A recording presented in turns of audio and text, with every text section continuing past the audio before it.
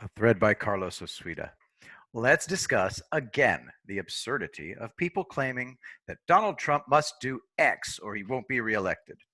None of these people thought he would win in 2016. Who knew he would win? He's writing this thread.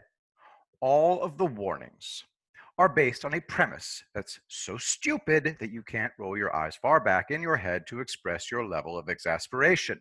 Trump, Brad Parscale, Jared Kushner are just sitting around hoping for the best, ignoring everything, napping. But reality will never penetrate when it comes to Trump. I've accepted that only a minority of us understand that Trump makes his enemies think he's losing.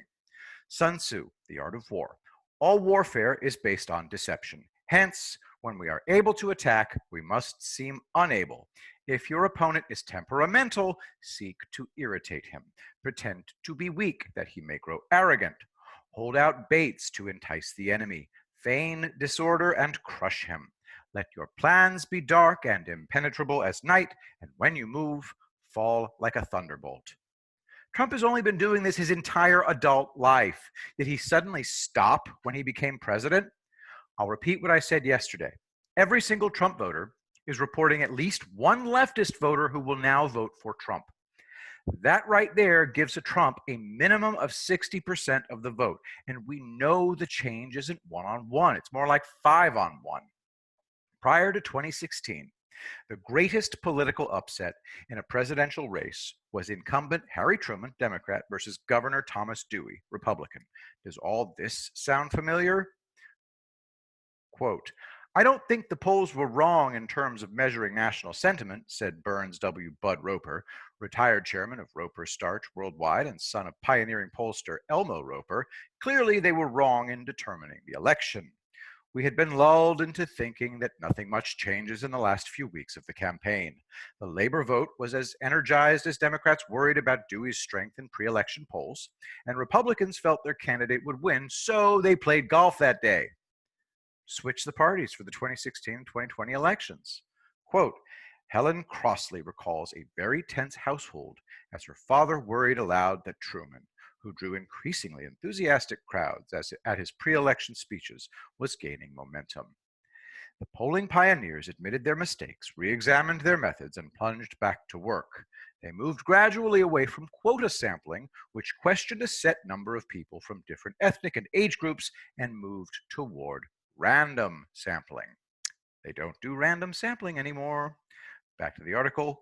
Political polling was non-probability, and for a number of years they got away with it, says New York pollster Warren Mitofsky, a pioneer of random digit dialing and the use of extensive telephone sampling 20 years ago. In 1948, they got burned.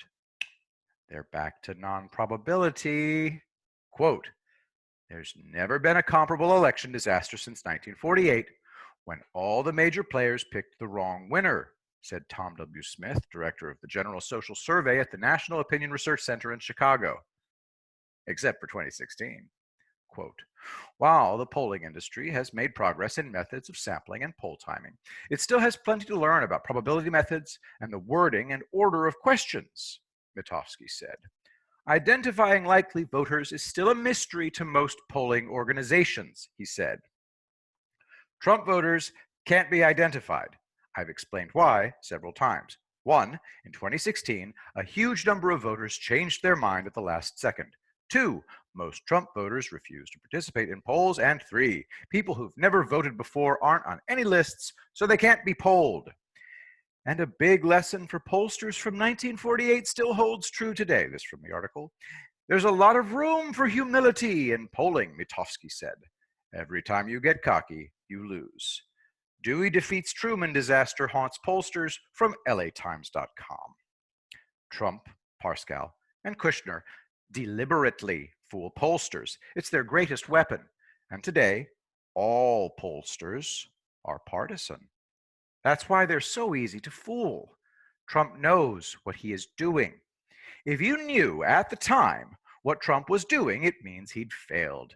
Not knowing is absolutely proof that he's going to win bigly.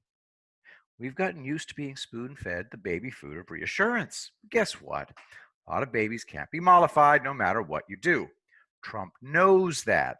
He may be the greatest psychologist who ever lived. The mess we're seeing today was about 35 years in the making. Trump began preparing his presidency about 40 years ago. It's probably closer to 50 years ago because that is when he began to worry about our future.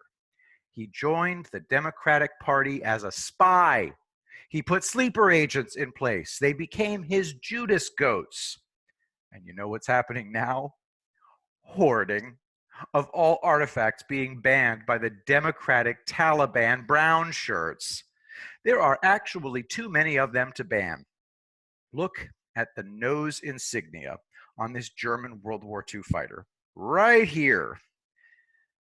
It's like a jungle animal, and then like what looks like a black person superimposed on a image of Africa. Anyway, that would be offensive to a Black Lives Matter person. It fought in Africa. Restored aircraft are painted with that insignia. Black Lives Matter didn't even know about it. They're going to have to spend the next 1,000 years, the 1,000-year Reich, searching all sources for offensive material. There's thousands of movies they would find offensive, thousands of cartoons. There's already, funnily enough, black market for such artifacts. Offensive art is becoming a sign of liberty. And guess what? Guess who else called it degenerate art? Yup. Our old pals, the goose steppers. You see the third word in the top line of the sign painted at the top? And the first word of the second line, I'm not going to read this word out loud. You can see it. Yes, indeed. The Nazis turned the N-word into a verb. The N-wordization of music, theaters, and visual arts. So they banned it and destroyed it. Exactly what the Democrats' brown shirts are doing today. How did it end for the Nazis? I think we all know. Admiral Yamamoto and Erwin Rommel knew that when the Americans began to fight, the Imperial Japanese and Nazis would lose. They said so. Trump is a throwback. Our politicians have been play acting for decades. Trump is as serious as a hydrogen bomb. Greg Gutfeld recently said human ingenuity can't be predicted. Trump is pulling off the sorts of strategic miracles that the Americans and Brits did in World War II. Both sides hired total weirdos to do it, people not shackled by convention. So they came up with ideas that blew everyone's mind. The ideas worked because they couldn't be predicted. The greatest aircraft designers in human history had no training. Ernst Heinkel knew nothing about aircraft when he started designing them. Out of the blue, he created the Hansa Brandenburg W-12 two-seat float plane fighter on the back of a beer coaster in a bar. It was one of the most advanced fighters of World War I. Despite having floats and a two-man crew, it could outmaneuver any adversaries. It did not require the usual wire bracing between the wings, and the rear gunner made it a deadly adversary for enemies. Heinkel went on to design all sorts of things, including jet fighters. No training in aeronautics or aircraft design. He used his guts. I wouldn't dare tell Trump how to win elections. That would be like me telling a Green Beret how to engage in firefights. Utterly moronic. But this is another golden age of moronism.